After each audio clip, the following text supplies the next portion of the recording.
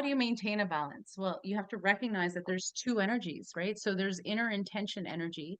That's the action that you personally take, right? When you set goals, you take action to achieve them. And then the other half of it is outer intention. So this is when you allow the people, situations, things, the universe will bring these things into you to help you achieve your goals. So reality transurfing is really about achieving your goals by aligning yourself with a natural energy flow.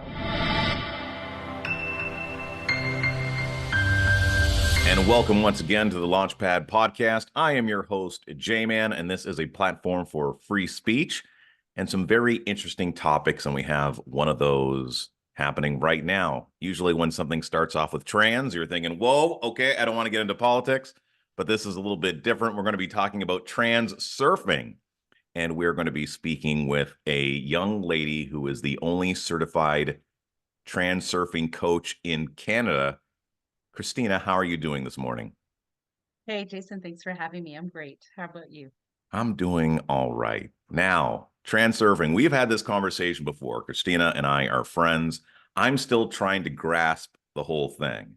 So if you can just kind of put it in a nutshell, because I know it's very broad, what is transurfing? And furthermore, like, what is its goal? Sure. So reality transurfing is a life management technique that's based in quantum physics. It's the idea that there are limitless possibilities for your reality and that we have the power and the freedom to choose different life tracks that we want to live and experience. And so with each life track comes, it's like a play. They imagine a set with a set of characters that, align with each of the life tracks that you choose over your life. So we have the power and freedom to live the type of life, the dream life that we want to create. Okay, so in regards to parallel universes, multiverses, stuff like that, does transurfing exist alongside or with those things, or are those two completely different things?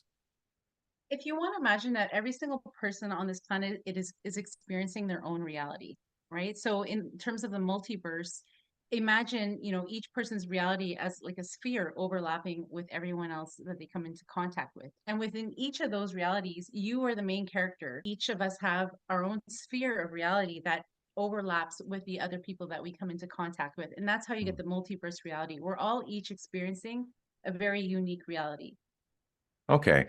So this is interesting to me though. So the like the fabric of time and space and everything that we know right now, the Bible, Quran, different religions, like all that exists within transurfing. Transurfing is something that is on top of the world and the universe as we know it. Right. So let me go back to quantum physics part of it that maybe will help explain it a bit more. So in 1801, there was a physicist named Thomas Wright who did the double slit experiment. Mm, So I'm not going to go into the details, but you can look it up and see the images for yourself. But basically what he did was he shone a light through a board that had two holes, two slits in it. And when the scientists were observing the light particles, the light actually shone on the back wall like they expected it to. But when they weren't observing the light particles, it actually acted as an electromagnetic wave instead and created this interference on the back wall that was stripes of dark light, dark light. So if you imagine going to the lake and throwing two pebbles into the lake, what happens? You see these rings, right?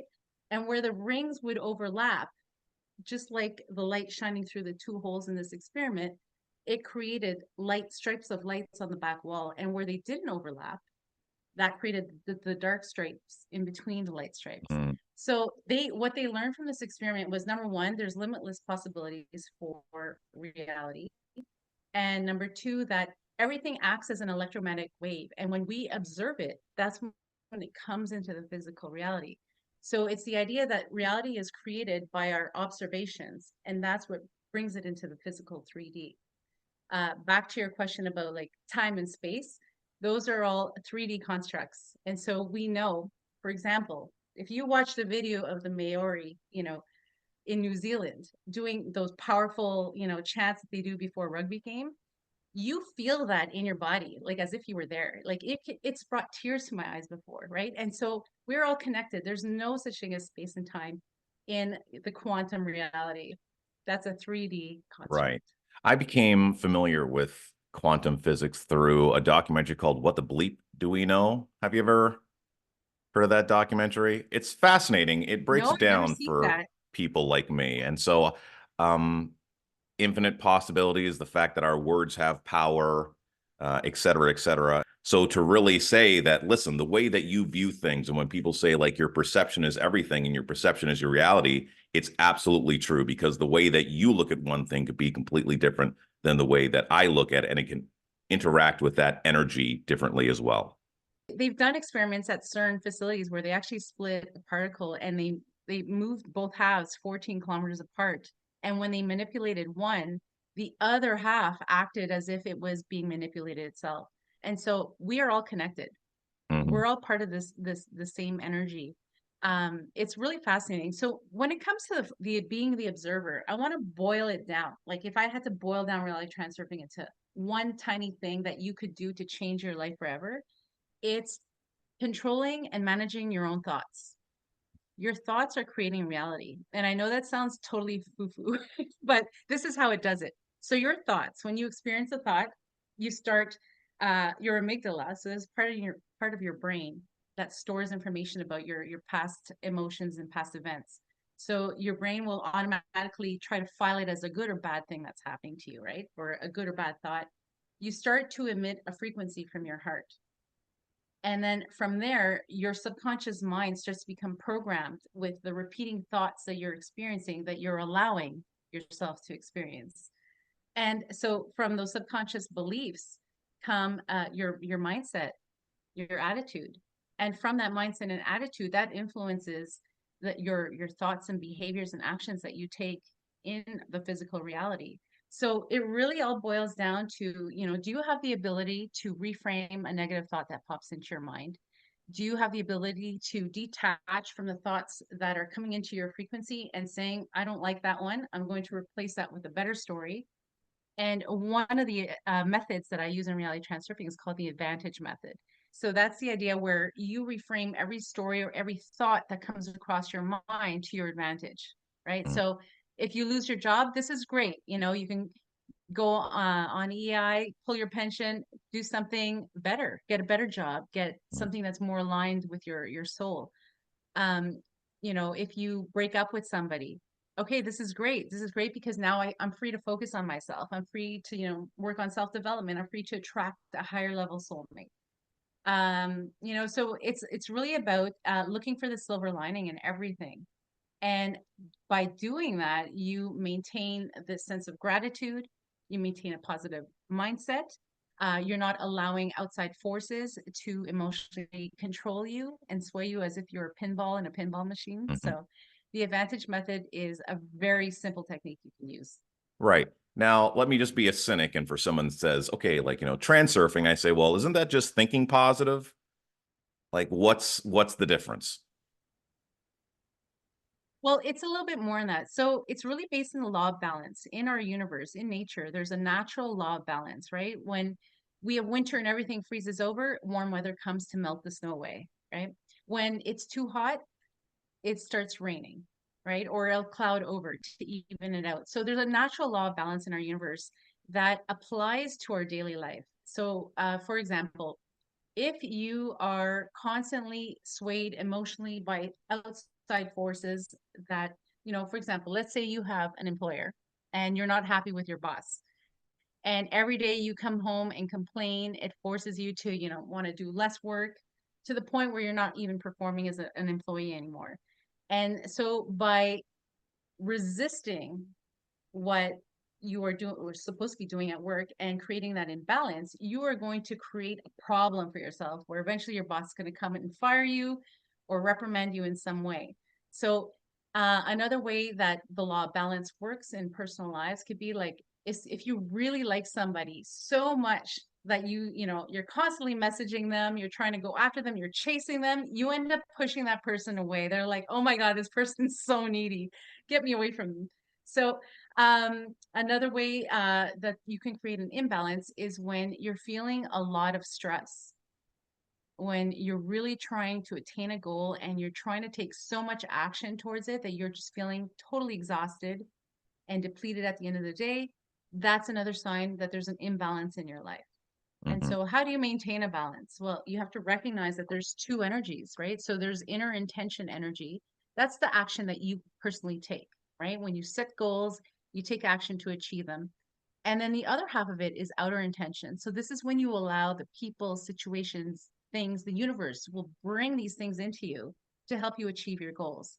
So reality transurfing is really about achieving your goals by aligning yourself with a natural energy flow, taking action when you're inspired, but maintaining that balance where you're not sitting on the couch and sitting here meditating, dreaming of a dream like you have and not taking any action towards it, right? We're not doing that. And we're also not, sitting here trying to achieve our goals all by ourselves with no help from anybody on the outside. That's too exhausting. So somewhere in the middle where, you have a sweet balance between taking action and allowing the universe to bring in those opportunities for you is where you want to be. And that's how you transurf. And that's why it leads to a reality that's more fulfilling and peaceful and fun because you are not depleting yourself. You are not in a stressful energy. You are allowing things to happen naturally and unfold while taking action. Right. Now, in regards to sickness, I believe I've heard you talk about this in regards to healing ills and things that nature. So, what are the benefits for somebody when it comes to transurfing with maybe it's a chronic illness, maybe it's just getting migraines, from all different sides of the spectrum? Where would that come in as a benefit or a technique? Absolutely. So reality transurfing is really about helping you to achieve a higher vibration. One of the ways that you can achieve your goals through transurfing is by having a clean energy. So, having a clean diet, removing toxins from your diet and your environment, exercising, doing all the things that help your physical body be as healthy as possible, to help your mind be as clear as possible. So you need to put in the work in order to have a good energy flow. So when you're ill, it's because you've created an imbalance and you've neglected yourself.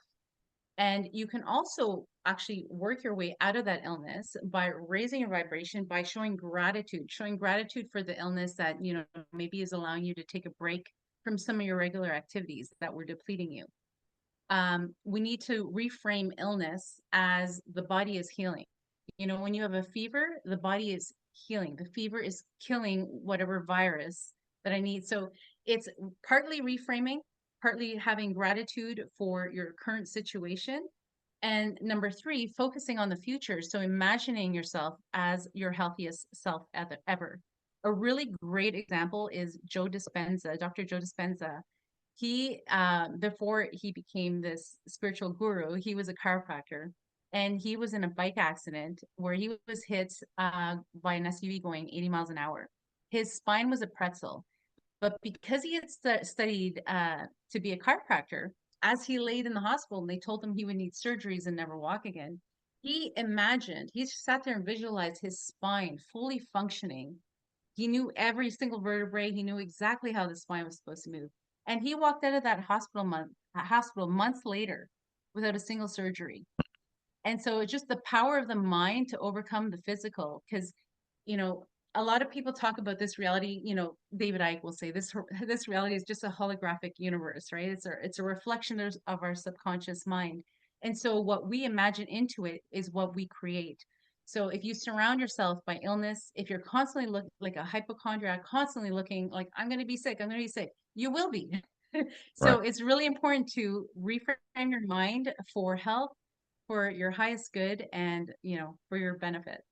So transurfing is what a lot of people are doing, just not realizing it's transurfing, which is, visualizing, positive thinking, things of that nature. I know with Arnold Schwarzenegger, for instance, one of the greatest bodybuilders, if not the greatest bodybuilder of all time, he said when he worked out, he would always think about the muscle underneath the skin and what it was doing when he was working it, right? And the blood pumping through it, the muscle getting bigger and all that kind of stuff. A lot of people see themselves winning the gold medal before they're actually up on the podium if you're an athlete. And it's not always the easiest thing to do when you're not thinking in that, like, let's say, winning frame of mind. We're talking about when someone's not feeling well, like they have cancer, and trying to be grateful for cancer. Like, maybe you can walk me through that. Maybe there's somebody watching right now thinking like, okay, well, easy for this healthy lady to tell me to be grateful for the cancer that I have in my body. So maybe you can help just quickly walk somebody through that, like just the baby steps. Right. So if you had come to me and said, help me with my mindset right now, because I don't know what to think. The first thing I do is let's talk about what is cancer. It's just abnormal cells. In fact, every single day, there are cancer cells in your body, and your immune system cleans them up and gets rid of them. And so when you get a diagnosis of cancer, it's just maybe a buildup of that. So I would imagine, thank you for this diagnosis. Thank you for catching it at this time, showing gratitude for being aware of it.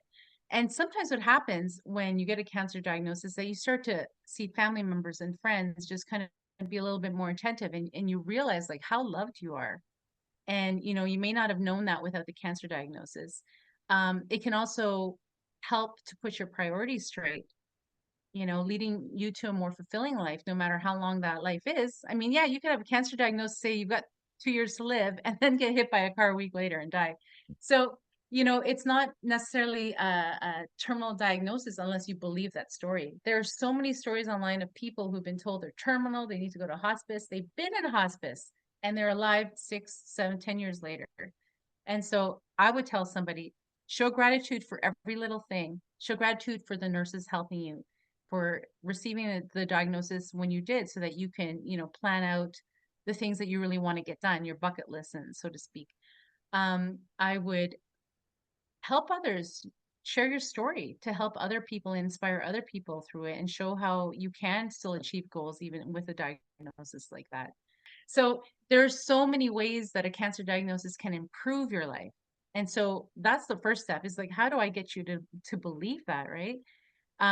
It's really about choosing to believe it. You have the power to choose fear or love. You don't know what's coming up ahead down the road. None of us can see the future, and you really can live in an energy of fear about it, that the worst thing's going to happen, or you can live in an energy of love and have faith that everything is going to work out. Either way, in either situation, you don't know what's going to happen. So by choosing love and choosing faith, you will enjoy the journey a lot more, even if you had a cancer diagnosis. Okay, wonderful. Well done.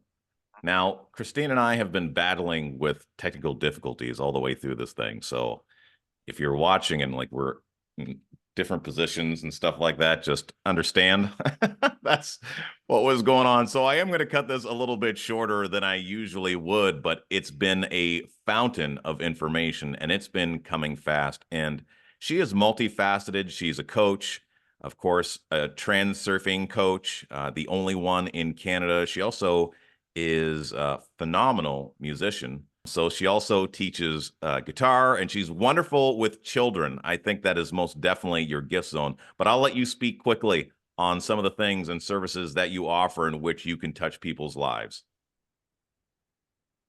And before I go into that, I'm just going to give you a quick story of how I transurfed my way into getting onto the Grammy shortlist as an unsigned artist.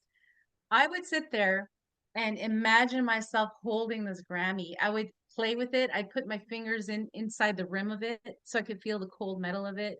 I would rub my hands across the engraving of my name and feel the letters underneath.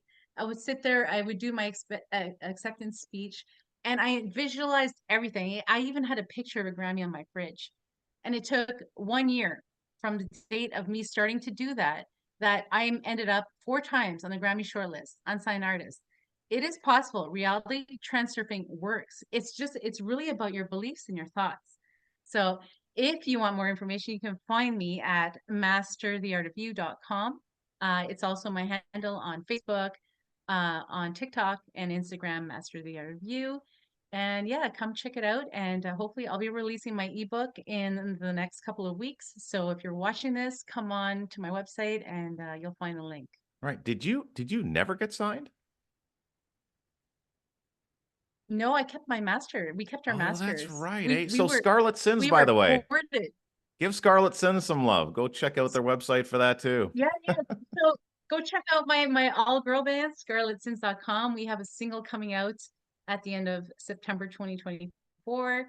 So if it's past that date, come on to my Spotify and follow us and check it out. And yeah, it's one of the things that I've transurfed into my reality. I had let go of my band many years ago, and I'm like, you know what? I still need to rock. I might be a mom, but I need to rock. So Yeah. I created that back in my reality by focusing my energy on it again.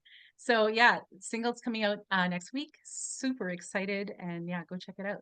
All right. Thank you very much for your time, Christina. And thank you, the viewer, for taking some time to share with me, because the most valuable commodity is your time. And I don't take it for granted. So until next time, you take care, be well, and love simply because you can.